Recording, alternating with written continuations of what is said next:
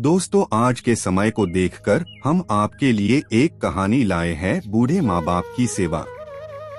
एक छोटे से गांव में रामू नाम का एक युवक रहता था। वह मेहनती था और अपने परिवार से बहुत प्यार करता था।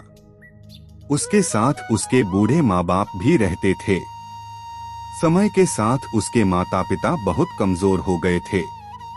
उन्हें चलने फिरने में कठिनाई होती थी और हर छोटे काम के लिए किसी सहारे की जरूरत पड़ती थी। शुरुआत में रामू उनका बहुत ध्यान रखता था। वह उन्हें समय पर खाना देता, दवा देता और उनका ख्याल रखता था। लेकिन धीरे धीरे उसकी जिम्मेदारियां बढ़ने लगी। काम का दबाव, घर की परेशानियां और उसकी पत्नी की बातें उसे बदलने लगी। एक दिन उसकी पत्नी ने कहा, हमारा घर छोटा है, खर्च भी ज्यादा है। तुम्हारे माँ बाप हर समय कुछ न कुछ मांगते रहते हैं। अब उन्हें अलग कर देना चाहिए। रामू पहले तो चुप रहा, लेकिन धीरे धीरे उसे यह बात सही लगने लगी। अगले ही दिन उसने अपने बूढ़े माँ बाप को घर के बाहर एक छोटे से झोपड़े में रहने भेज दिया। अब वह दिन में केवल एक बार खाना देकर आ जाता था।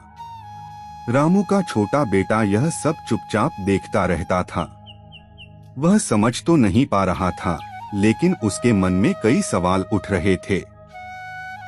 एक दिन रामू अपने माँ बाप के लिए एक पुरानी लकड़ी की थाली लेकर जा रहा था। उसका बेटा पीछे पीछे आ रहा था।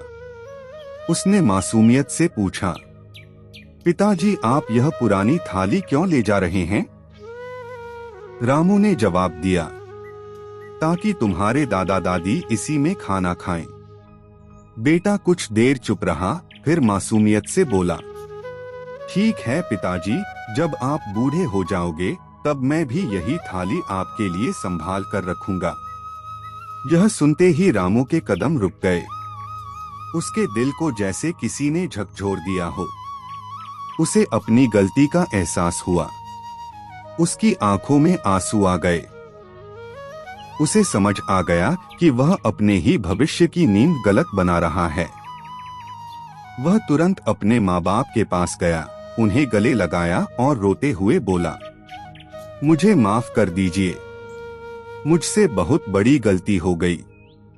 रामू अपने माता पिता को वापस घर ले आया।